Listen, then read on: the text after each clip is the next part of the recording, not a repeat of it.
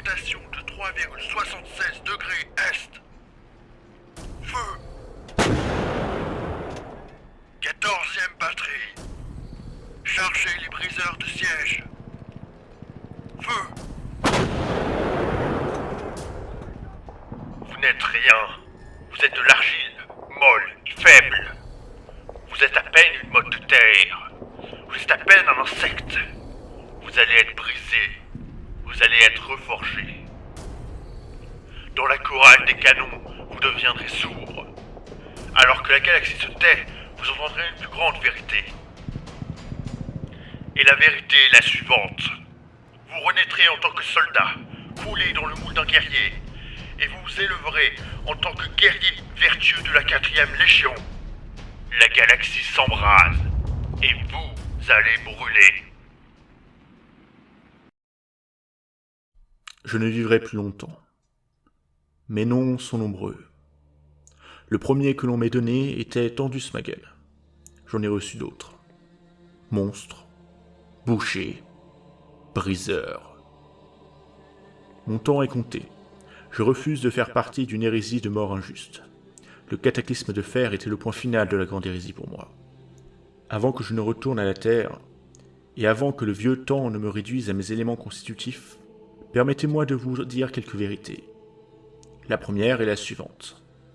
La guerre est l'état naturel de toute vie. Dès l'instant où le premier organisme cellulaire a consommé son voisin, la guerre était inévitable. Dans le sein creuset du combat, nous sommes brisés. Dans le sein creuset du combat, nous sommes reforgés. Nous sommes reforgés dans des flammes qui ont brûlé bien avant que notre espèce ne puisse marcher. Depuis le début, nous étions prêts à faire la guerre. Bâtons, pierres, roches, arcs, javelins, lances, à dos de chevaux, à dos de bêtes géantes, avec balles et lames. Nous avons écrit le récit du temps avec la seule encre qui ait de la valeur. Le sang. Et qu'est-ce que l'on trouve dans le sang? Le fer. Il y a du fer à l'intérieur de nous. Et lorsque nous découpons nos ennemis, leur fer est à l'extérieur. Fer à l'intérieur, fer à l'extérieur. À l'intérieur de nous est présent le fer nécessaire pour être un guerrier. Sans le fer, nous sommes des proies, des objets et des cadavres. Nous sommes les Iron Warriors. Je suis un Iron Warrior. Notre héritage est celui de la sauvagerie. Notre nom a été gagné dans la conflagration des premières guerres d'unification. Nous avons saigné pour un empereur et un empire qui ont méprisé notre sang. Nous n'étions que des soldats, des corps destinés à boucher les défenses de nos ennemis. Nos corps n'étaient que des pierres de rempart, des remparts que nos soi-disant frères pouvaient utiliser pour atteindre la gloire, et oublier ensuite que nous étions là. Notre père a levé la tête du bourbier et a dit « Assez ! Assez de sang inutile, assez de fer gâché. La 4e ne serait plus ignorée. Nous allions prendre ce qui nous appartenait. Nos frères tombés au combat ne seraient plus broyés pour fertiliser le sol qui était le nôtre par droit. Combien de monde avons-nous conquéri pour ne finalement jamais posséder? Je ne sais point. Mais pour chaque monde qui aurait dû être nôtre, nous avons brûlé un autre qui avait été volé par nos frères. Comment les loyaux et royaux ultramarines peuvent-ils comprendre la souffrance, l'horreur de la perte? Croyez-vous vraiment qu'il existe une autre légion qui mérite davantage le droit de conquête que la 4e? Après avoir uni l'humanité sous sa bannière, le faux empereur a promis la gloire au fils d'Olympia. Il a promis une reconnaissance qui n'est jamais venue. Nous n'étions pour lui que de la paille, du fourrage pour ses ennemis, des ennemis à combattre dans une guerre d'arrogance. L'unification, la boucherie, la mort, tout cela n'était rien d'autre que l'adoration de cet homme. C'est la seule vérité impériale. Tous ceux qui servent le roi de tous les cadavres, tous ceux qui se battent dans la guerre de l'humanité, sont de la viande sacrifiée sur l'autel d'un faux dieu. Peut-être pire encore est que Horus, Erebus et Lorgar ont entraîné mes frères de fer dans un chemin tout aussi faux. La liberté promise au prince de fer n'était qu'une autre blague.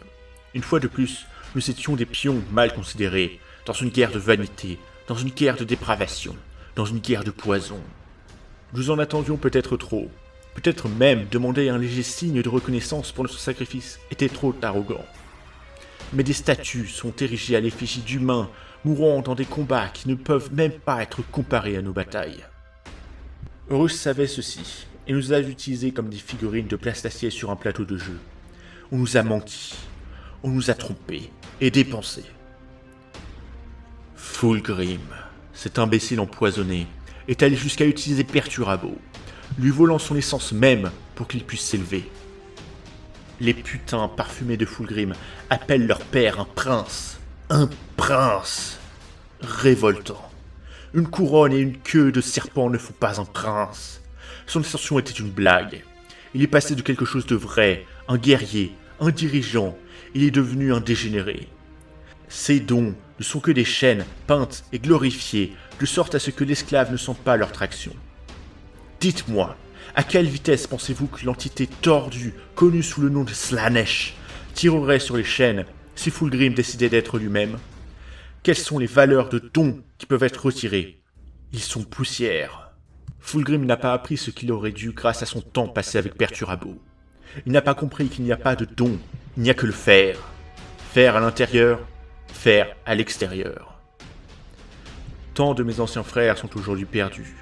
Les Luna Wolves, les Warhounds, les Thousand Sons, la Death Guard, perdus à cause des promesses d'être malveillants, qu'ils croient être des dieux. Il a été vénéré par l'humanité depuis le moment où notre premier ancêtre a étouffé la vie de son rival. Il n'y a qu'un seul dieu, il s'appelle le fer.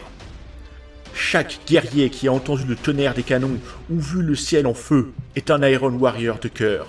Chaque personne qui a levé une lame, chaque humain qui a un jour versé du sang était un Iron Warrior. Nous avons tous été mentis, brisés, utilisés, saignés et oubliés. Pensez au monde cimetière avec leurs milliards de soldats se tenant en rang, en formation, en service, même dans la mort. Les princes osseux trempés de sang des légions de faucheurs d'Ungron, les serpents venimeux des armées non orthodoxes de Alpharius. Aucun d'entre eux ne peut imaginer la quantité de fer dépensée au fil des millénaires de guerre. Ils s'assoient dans des salles décorées, palassées d'os et d'acier. Ils se fichent des soldats d'infanterie qui sont morts pour qu'ils puissent fixer leurs propres refrains. Je sais. Comment quelqu'un comme moi, un traître, un boucher, peut-il avoir l'incendant moral? Je ne nie pas mes crimes. J'embrasse la vérité que j'ai survécu, et que je connais le visage de chaque soldat que j'ai tué. Je connais le visage de Kurt Tenno, le salamander que j'ai été contraint de tuer. Je me souviendrai de son visage. Je sais comment les marées se déchaînent et deviennent noires avec suffisamment de sang, parce que je l'ai vu. Mais je respecte mes adversaires. Je les considère pour ce qu'ils sont. Ils étaient fer. Ils vivaient par le fer. Ils se battaient avec le fer dans leur cœur, tout comme moi, tout comme l'ont fait mes frères autrefois. Si le fer est la force, alors la rouille est un cancer. Et je vois le cancer qui a consumé ma chair quatrième. Je vois comment Horus nous a empoisonnés, comment nous avons été trompés, et je sais que l'infanterie de toute guerre sont toujours oubliées. J'accepte que je suis allé trop loin. Je suis un traître. Mais je ne suis un traître que pour l'empereur. Je suis un loyaliste pour mes compagnons d'armes. Je suis un traître aux yeux de la nouvelle 4e Légion. Je suis un loyaliste envers la mémoire de ce que nous avons été autrefois. Et je crache au visage des soi-disant dieux du chaos. Il n'y a qu'un seul Dieu, et il compte un nombre indénombrable de loyaux servants. Mon Dieu a vécu depuis l'aube des temps. Mon Dieu est à l'intérieur, mon Dieu est à l'extérieur. Fer à l'intérieur, fer à l'extérieur. Je suis la 4e Légion.